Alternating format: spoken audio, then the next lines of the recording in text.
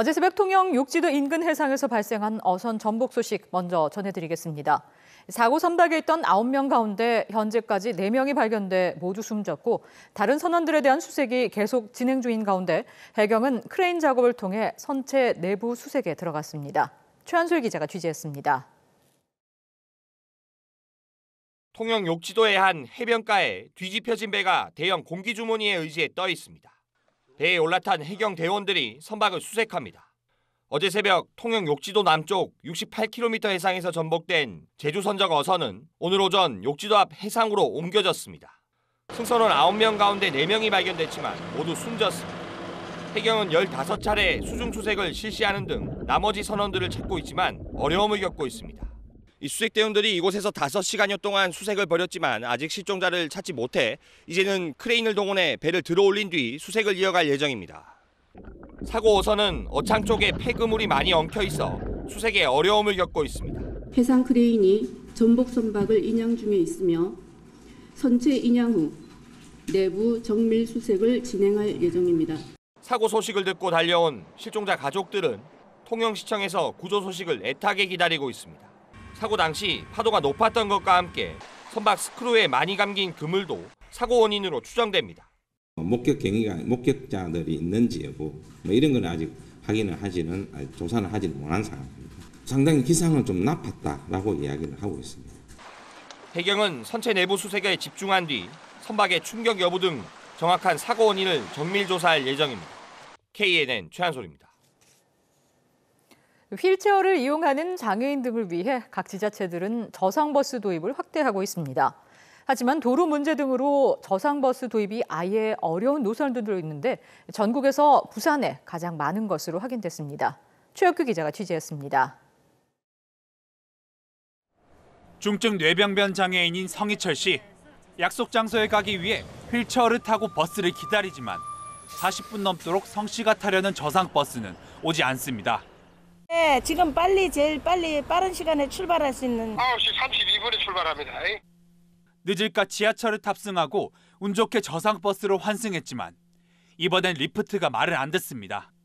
네, 아니 이게 문이 열려 있으니까 버스가 움직이지 못하거든요. 근데 저게 지금 꺼냈는데 지금 안 들어가요.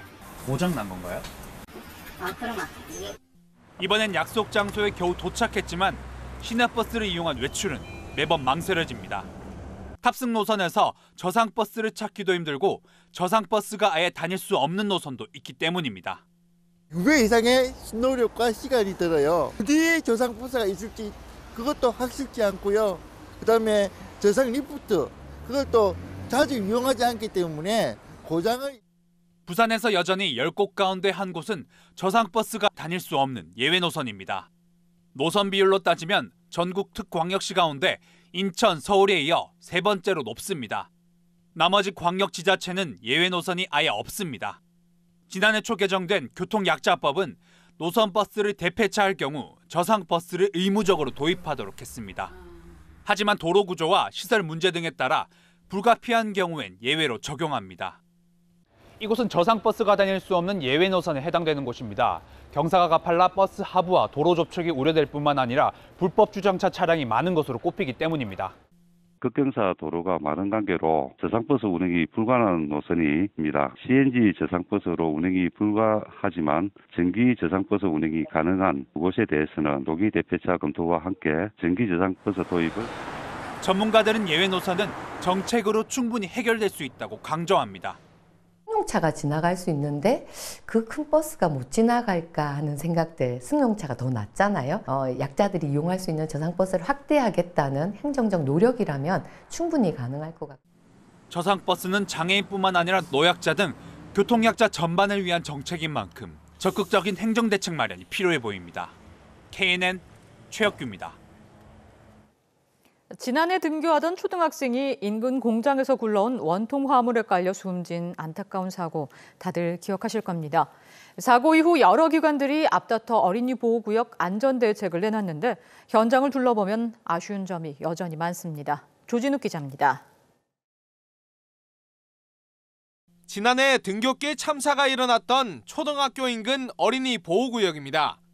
비탈길 한 차선을 막고 하수관로 공사가 한창입니다. 각종 중장비 옆으로 학교를 마친 아이들이 위태롭게 지나갑니다.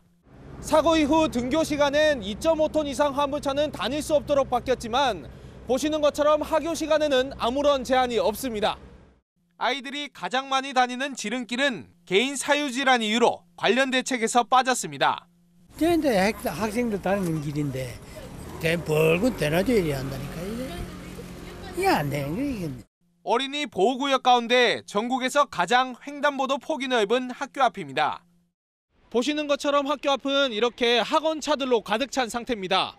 하굣길 길을 건너려는 아이들과 뒤엉켜 있어서 굉장히 위험천만합니다.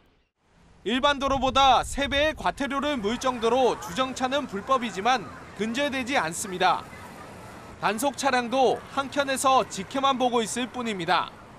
학교 후문에 마련된 주정차 지정구역도 세대만 들어갈 수 있어 현실에 뒤떨어집니다. 횡단보도 보행할 때 시야 방해도 좀 되고 한꺼번에 몰릴 때는 조금 위험한 측면도 조금 있긴 있죠. 부산시와 경남도 등 관계기관이 투입하는 어린이 보호구역 정비 금액만 매년 수백억 원. 하지만 현장에서 본 어린이 안전은 여전히 갈 길이 멀어 보입니다. KNN 조준욱입니다. 여야의 총선 후보 공천 작업이 마무리 단계로 들어간 가운데 여성 후보들의 숫자가 역대 최고로 나타났습니다. 경선에서도 강세를 보이며 달라진 위상을 보이고 있다고 하는데요. 김상진 기자가 보도합니다. 더불어민주당의 부산 지역 여성 후보는 모두 6명입니다. 금정 박인영, 부산진갑 서은숙, 부산진을 이현, 사상 배재정, 중영도 박영미, 그리고 새로 생긴 북구 을 선거구의 정명희 후보입니다. 지난 21대 때의 3명과 비교하면 2배로 늘었습니다. 경남에서는 4명의 여성 후보를 내세웠습니다. 창원 의창 김지수, 창원 마산하포 이옥선, 밀양 의령 함안창녕 우서영, 사천 남해하동의 재윤경 후보입니다. 21대 때는 단 한 명의 여성 후보도 없던 것과 비교하면 변화가 큽니다. 여성들의 사회활동을 존중받을 수 있고 정당한 권리를 누릴 수 있도록 노력하겠습니다. 여성이 경제, 사회, 정치적 입장이 제대로 보장되는 발걸음에 함께하겠습니다. 국민의힘은 부산에서 3명의 여성 후보가 뛰고 있습니다. 동래의 서지영, 연제의 김희정, 해운대 을의 김미애 현 의원입니다. 21대와 여성 후보 숫자는 같고 인접한 동래, 연제에서 여고 선후배가 나란히 출마한 점이 특징입니다. 김희정 지금 후보님과 저는 국민의힘 사무처 공채로 들어와서 체계적으로 정치권에서 성장한 케이스라고 볼 수가 있습니다. 남녀의 문제가 아니라 그냥 능력과 가능성을 본 것이 아닌가, 강한 변화에 대한 열망을 나타내 주신 게 아닌가. 다만 경남에서는 단 한 명의 여성 후보도 내지 못해 여전히 높은 벽을 실감케 합니다. 과거에는 여야 모두 여성 할당으로 전략 공천 받는 경우가 많았지만 이제는 경선에서도 강세를 보이며 달라진 여성 정치인의 위상을 드러냅니다. 기초단체장, 지방의원, 당직 등의 경력을 쌓으며 검증된 자원들이 늘어나고 있기 때문으로 풀이됩니다. 이번 22대 총선에서 부산 경남 여성 후보들의 숫자는 비약적으로 늘었습니다. 이제는 그 생활률에 관심이 쏠립니다. 서울에서 KNN 김상진입니다. 부산시가 남구 이기대 공원에 문화예술공원을 조성하기 위해 공원 종류를 수변공원에서 근린공원으로 바꿉니다. 근린공원으로 바뀌면 부지 면적 대비 건물을 지을 수 있는 건폐율이 20%에서 10%로 줄어듭니다.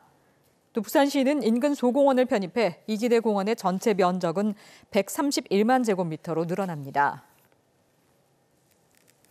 우주항공청에서 일하는 직원들을 위한 지원 조례를 경남도와 사천시가 추진합니다. 두 시도는 우주항공청 직원들을 위한 이주 정착 장려금이나 주택 정보 제공, 셔틀버스 운행 등의 지원 근거가 없어 관련 조례 제정을 추진한다고 밝혔습니다.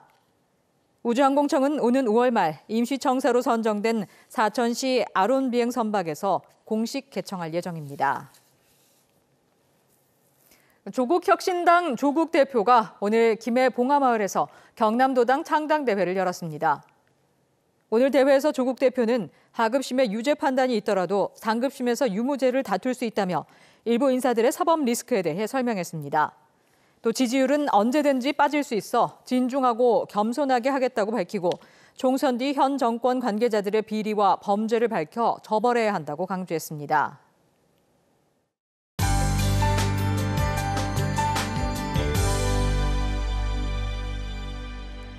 내일은 또 봄을 재촉하는 비가 내리겠습니다. 늦은 오후에 경남 서부부터 비가 시작돼서 저녁에는 그 밖에 부산 경남 지역으로 확대되겠습니다. 이번 비는 모레 저녁까지 내렸다 그쳤다를 반복하면서 이어지겠는데요. 예상 강수량은 5에서 20mm 정도입니다. 내일은 오후에 서쪽부터 비가 시작돼서 밤에는 전국으로 확대가 되겠습니다. 아침 기온은 오늘보다 1도에서 5도 정도 높겠습니다. 오늘 영하 5도 안팎 보였던 내륙은 영하 1도선 안팎 예상됩니다. 한낮 기온은 오늘과 비슷하겠습니다. 낮 최고 창원과 거제는 13도, 밀양과 창녕은 14도 예상됩니다. 부산도 아침 최저 5도로 출발해서 한낮 기온 14도로 예년 이맘때와 비슷하겠습니다. 당분간은 만조 시간에 해수면의 높이가 높겠습니다. 저지대에서는 침수 피해 각별히 유의하시기 바랍니다. 화요일에는 비가 그치겠고요. 주 후반에는 기온이 오르면서 봄이 더 깊어질 것으로 예상됩니다. 날씨였습니다.